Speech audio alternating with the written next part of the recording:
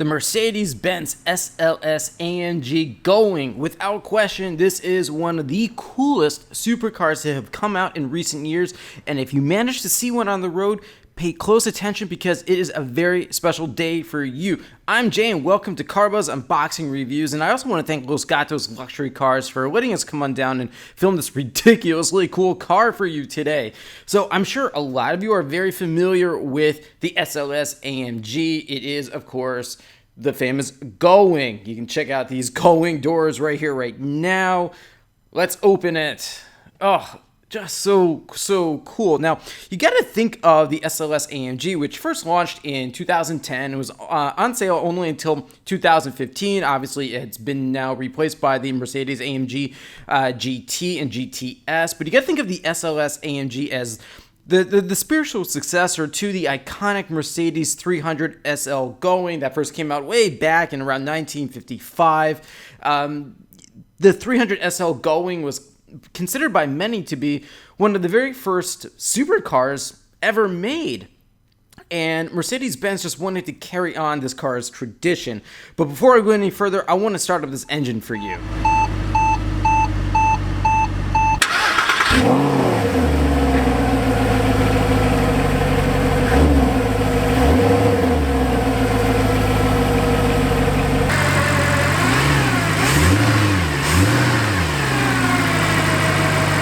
Alright, that was the sound of the naturally aspirated, hand-built 6.3-liter V8 with 563 horsepower available at 6,800 RPM and 479 pound-feet of torque available at 7,200 RPM. Now, power goes to the rear wheels only through a 7-speed dual clutch transmission. This is the only transmission that they offer. There was no manual, and of course, like I said, it's rear wheel drive.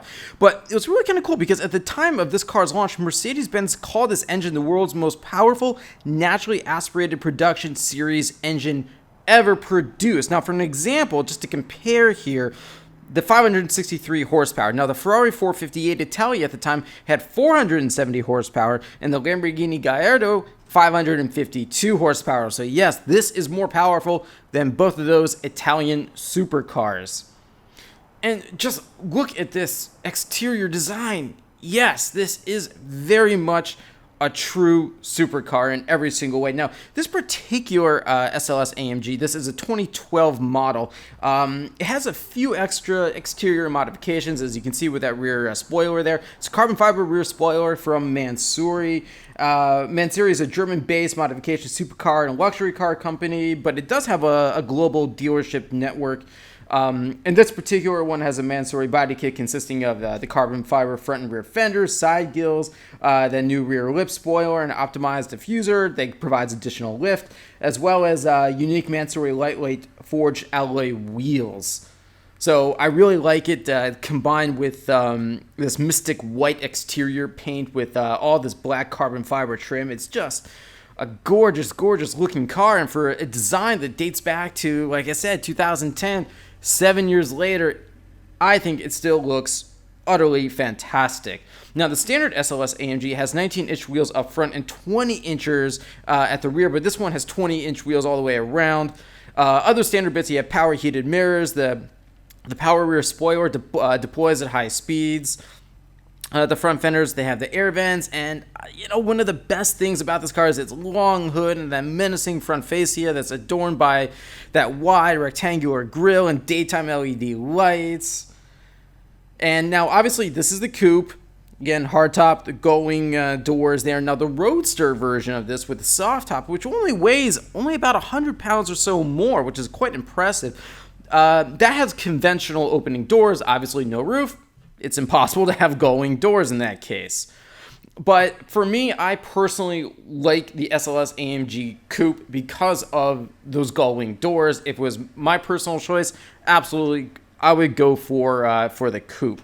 Now, this car's successor, the AMG GT and GTS, that has conventional doors even for the Coupe. So that's why this car, it's quite special because it is a direct spiritual successor to that 300 SL. All right, under the hood. Such a beautiful engine, 6.3-liter hand-built V8. 563 horsepower of awesomeness right there. Performance, 0 to 60 miles per hour in 3.5 seconds, 0 to 100 about 12.6 seconds. In the quarter mile, you'll do in about 11.7 seconds at 125 miles per hour. And top speed is electronically limited to 196 miles per hour. Fuel economy is actually not so bad. 14 miles per gallon in the city and 20 on the highway. The car weighs a grand total of 3,570 pounds or so. So it's not exactly feather light, but Mercedes-Benz, specifically their AMG High Performance division, did a really good job of just trying to cut weight wherever possible. Like, it features a lightweight aluminum frame, and it was the first time an automaker used an aluminum chassis and body frame as well. And what's also really interesting is that this was the first car that was hand built and done within AMG. Instead of, say, this car's predecessor, the Mercedes McLaren SLR, that was a joint effort. This was entirely done in-house by AMG. Oh, those doors, I think they just make the car. They're just so cool. And this interior, it's aspen white with this two-tone designo exclusive, what they call it. You got heated leather seats, a 10-way power adjustable driver and front passenger seats. Now, this car, some additional features it's got is navigation system with voice activation, Bluetooth, automatic dual zone climate control, cruise control, tilt and telescopic steering wheel.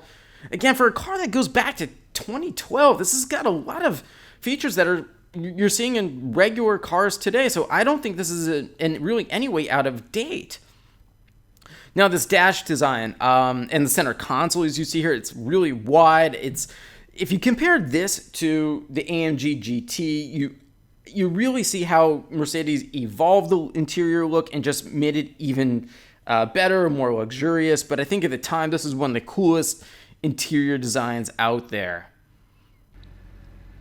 Here's your navigation system here. Now, again, for a car that, for a 2012 model, this system is really not so bad at all. I didn't find it to be all that bad. There are some things now, because I compare so many new cars today, that I can see where the system is a bit dated, but in no way did I feel it was bad in any sort of way. Now, let's talk some safety features here. Well, obviously, it's Mercedes-Benz, so safety is one of their top priorities. You have four-wheel ABS brakes, xenon headlights, traction control, standard with 8 airbags, including side curtain airbags, driver and passenger airbags. Larger ceramic brakes are optional, and in my opinion, a must-have for enthusiast drivers. Now, this dash here, you can see the buttons, they're a little small. Again, it's sort of a dated design, but I'm just kind of trying to point out any little things I don't like as much, and one of them is just the smaller buttons. I like larger buttons that are easier just to press. Now, this car, it has 4 driving modes: Comfort, Sport, Sport Plus, and Manual, and those are also controlled by rotary dial on the center console. A rotary dial also controls that main navigation and screen as well. So what's cool with those 4 driving modes is that you can adapt the car exactly to how you want it, and it also has an AMG suspension system that's standard. You can get an adaptive suspension that's optional. That has 3 damping modes: Comfort, Sport, and Sport Plus, and all of which can be activated at just the simple push of a button. So this car, despite its 7 years of age, it has a lot of the high-tech computer-controlled electronic gizmos that make modern-day supercars just so super. Oh, I love that rear spoiler, how it just deploys like that. And I like it how it just kind of slides right back into place. It's hidden. Right here. This is what the 4 driving modes rotary dial here. C for Comfort, S for Sport, S Plus for Sport Plus, and then M for Manual.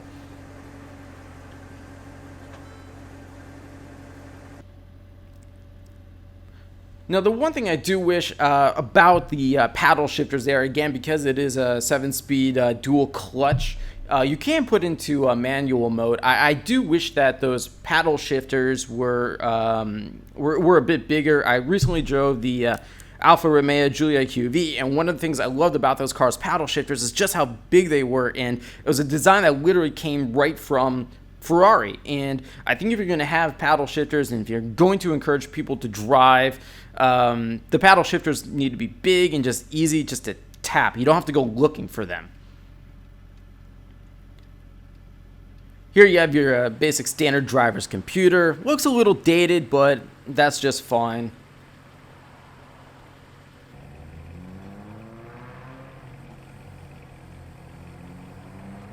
And I just love the way the exhaust is just, it's integrated right into the body. It's elegant, and the car just sounds amazing.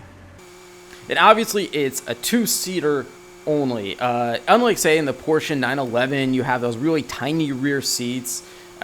This is just two people, that's it. But you have to remember, this is not so much a Porsche 911 competitor. This is a supercar that competes with the likes of the Ferrari 458 at the time, the Lamborghini Gallardo. Now today's Mercedes-AMG GT and GTS, that is more of a Porsche 911 turbo fighter. This is an outright supercar. In fact, Jeremy Clarkson called the SLS AMG the greatest car in the world when he drove it, adding that it's more powerful, this is true, than a Ferrari 458. It's a bit louder than a Lamborghini, and way more fun than a Porsche 911 RS GT Turbo 3S, or whatever this week's Ultimate Beetle is called. This is the thinking man's supercar. And yes, Clarkson nailed it. That is an ideal description, the thinking man's supercar. Trunk space. Yeah, it's actually not so bad here. As you're going to see in a moment, the camera bags are going to go in. You can easily get a couple of golf club bags in here.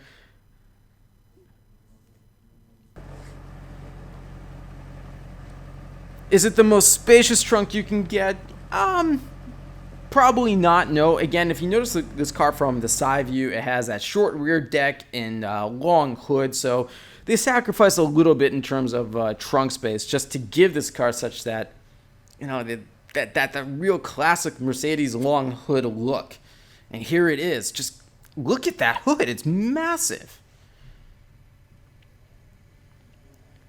Now, the AMG GT, GTS that you can buy right now, which is less expensive, but it has a bi-turbo 4-liter V8, not a naturally aspirated V8 like this one does. Its hood it's still long, but not nearly as long as this here.